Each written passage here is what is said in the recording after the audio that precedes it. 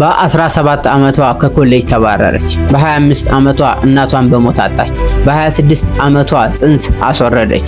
በ27 ዓመቷ ትዳር መሰረተች። ባሏ ከፍተኛ ጭቆናንም አሳደረባት። ሆኖም ግን ሴት ልጅ ተገላገለች። በ28 ዓመቷ ትዳሯም ፈረሰ። በጭቅጭቅና ከፍተኛ በሽታ ተገኘባት።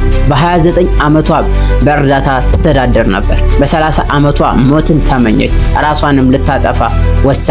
ከሌላ ሰው በተሻለ ለመስራት ወሰነች። በ31 ዓመቷ የመጀመሪያ መጽሐፏንም አሳተመች። በ35 ዓመቷ 4 መጽሐፍትን በማሳተም የዓመቱ ምርጥ ተባለች።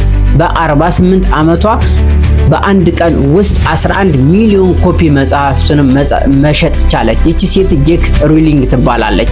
በ30 ዓመቷ ራሷን ልታጠፋ ነበር። አስባችሁታል?